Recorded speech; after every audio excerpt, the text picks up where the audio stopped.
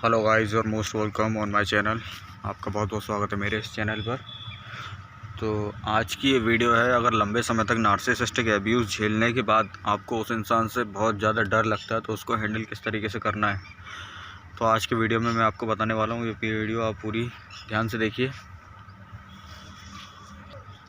सबसे पहले तो आपको ये जानने की ज़रूरत है कि एक नार्सिसिस्ट जो होता है वो अंदर से बहुत ही खाली इंसान होता है। उसको कुछ समझ नहीं होता, वो बस ऐसे अपने आप को एक वीक एंटिटी आइडेंटिफाई करता है। उसके अंदर जो इनर क्रिटिक होता है वो उसको फोर्स करता है दूसरे इंसान को डोमिनेट करने के लिए, ताकि उसको एक थ्रिल मिल सके।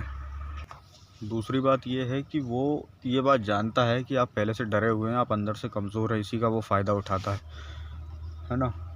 तो सबसे पहले तो आपको अपने ऊपर काम करने की ज़रूरत है। पहले उससे दूर होने की कोशिश करिए, क्योंकि जब तक आप उस इंसान के साथ रहकर सिचुएशन को सुलझाना चाहेंगे तो उसको नहीं सुलझा पाएंगे। क्योंकि ये लोग जो होते हैं बात को समझने के लिए तैयार होते ही नहीं। एक तरीके के जीते जागते राक्षस होते हैं। इन लोगों से बचने के लिए सबसे पहले अपने आप को स्ट्रॉन्ग बनाने की ज़रूरत है, जो कि आप इनके साथ रहते हुए तो बिल्कुल भी नहीं कर सकते हैं।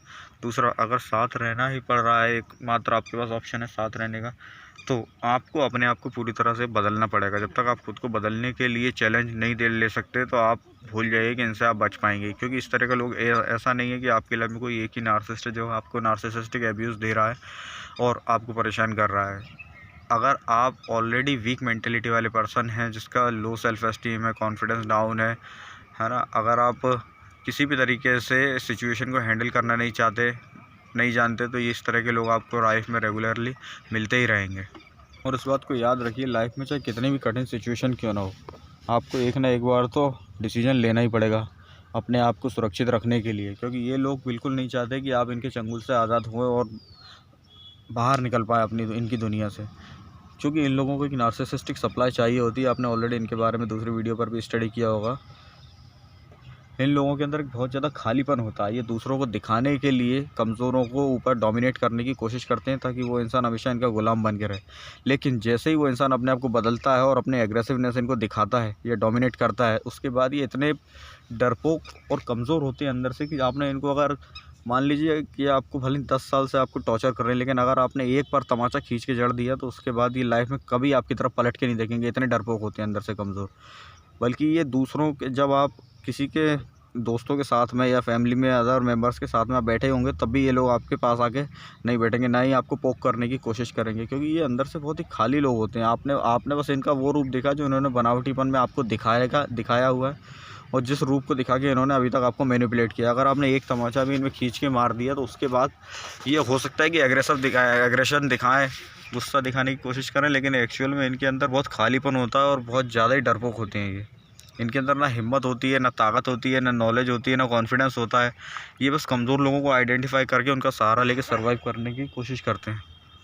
ऐसी किसी भी सिचुएशन से बचने के लिए आपको अपने लिए, अपनी लाइफ की बेहतरी के लिए एक ना एक बार तो डिसीजन लेना ही पड़ेगा। अगर आप अपनी लाइफ के लिए, अपनी लाइफ को बेहतर बनाने के लिए अगर डिसीजन लेने से डरते हैं, तो यकीन मानिए ये लोग आपको कभी आज़ाद नहीं होने देंगे। चाहे आपकी फाइनेंशियल कंडीशन हो, ये लोग किसी न किसी सिचुएशन में आपको फंसा के रखते हैं ताकि आप इनके चंगुल से आज़ाद ना हो पाइए।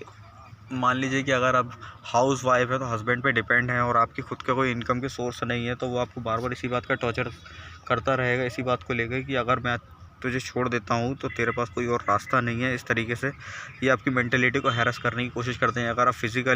अगर आपका सामना किसी मैलिग्नेंट नार्सिसिस्ट से होता है, या ड्रिंक का जो साइकोपैथ टेंडेंसी वाले जो होते हैं, जिनको बहुत ज़्यादा ड्रिंक करने की आदत होती है, जो मैलिग्नेंट होते हैं, वो लोग, अगर आप फिज़िकली अगर कमज़ोर हैं किसी भी मायने में, मेंटली या फिज़िकली, तो आपको ये अब्यूज़ करने में ज़रा भी देर नहीं लगाते हैं।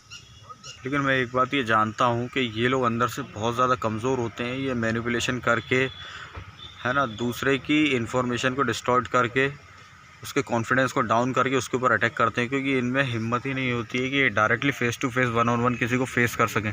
ये मौके का फ़ायदा उठा के उस पर अटैक करते हैं इंसान पे। तो इसके लिए सबसे पहले अपने ऊपर काम करिए, अपने आप को इतना मजबूत बनाइए, डिटैचमेंट इतना हाई लेवल का आपका होना चाहिए कि किसी इंसान के होने ना होने से किसी को फ़र्क ना पड़े, आपको किसी और के वैलिडेशन की ज़रूरत ही ना पड़े। अगर आप सही हैं और आपकी बात को लोग मानने से मना करते हैं, कोई फ़र्क नहीं पड़ना चाहिए, आप इतने मजबूत हो जाइए। ये एक मेंटालिटी का लेवल होता है, जब आप वहाँ तक पहुँच जाते हैं उसके बाद आपको फ़र्क नहीं पड़ता कौन आपका सपोर्ट करेगा कौन नहीं करेगा। आप ज़िंदगी की हर सिचुएशन को डील करने के लिए तैयार होते हैं।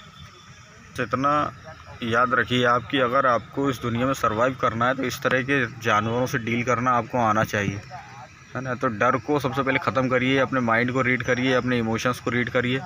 कोशिश करिए कि जो भी कुछ आप फील करते हैं उससे अटैचमेंट ना हो, और दूसरी बात आपको दूसरों से वैलिडेशन लेने की ज़रूरत ना पड़े, अपने आप में आप सीमित हो जाएं, है ना। अपनी खुशी अपने आप में ढूंढने की कोशिश करिए, क्योंकि जब तक आप दूसरों से वैलिडेशन लेने की कोशिश करेंगे या आप मदद का सहारा लेने की कोशिश करेंगे तो ये उसको एक पॉइंट बना लेंगे कि मैं तेरी मदद करता हूँ, इसलिए मेरा हक है तेरे ऊपर डोमिनेट करने का, तुझे परेशान करने का। और जैसे ही आप उस चंगुल से आज़ाद होते हैं और जब आप इनके ऊपर अटैक करते हैं किसी भी तरीके से, तो ये बहुत ज़्यादा डर जाते हैं। उसके बाद इनके अंदर बिल्कुल भी हिम्मत नहीं रह जाती है आपके ऊपर दोबारा से अटैक या क्रिटिसाइज़ करने की।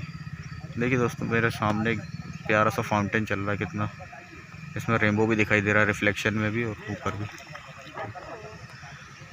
आज यहाँ पर पूजा करने के लिए लोग आने वाले हैं, देखिए।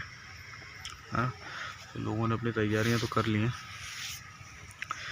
तो मैं बात कर रहा था दोस्तों, ये लोग ना अंदर से ना बहुत ज़्यादा कमज़ोर होते हैं। ये कमज़ोर इंसान को ढूंढ के ही आइडेंटिफाई करने के बाद ही उस पर अटैक करते हैं सिचुएशन वाइज, कि अगर कोई अकेला पड़ गया है ना, या फिर कोई सबमिसिव है तो उसके ऊपर ही अपना एग्रेशन थोपने की कोशिश करते हैं। आपको बस अपने लिए खड़ा होना है और एक बार स्ट्रिक्ट तरीके से समझा देना है ना। और ख़ुद को बदलने के बाद आप देखिए कि ये लोग अपना बिहेवियर किस तरीके से चेंज करते हैं। किसी के होने ना होने से कोई फ़र्क नहीं पड़ता, आप बस अपनी मेंटलिटी को इम्प्रूव करिए और फिर देखिए उसके बाद कि किस तरीके से बदलते हैं। अगर आपको इसके रिगार्डिंग अगर कोई और बात करनी है या किसी और टॉपिक पर भी मुझे वीडियो बनाना चाहिए तो आप मुझे कमेंट सेक्शन में बता सकते हैं। अगर आपको वीडियो अच्छी लगी हो तो लाइक करिए, सब्सक्राइब करिए मेरे इस चैनल को। Thank you for watching the video.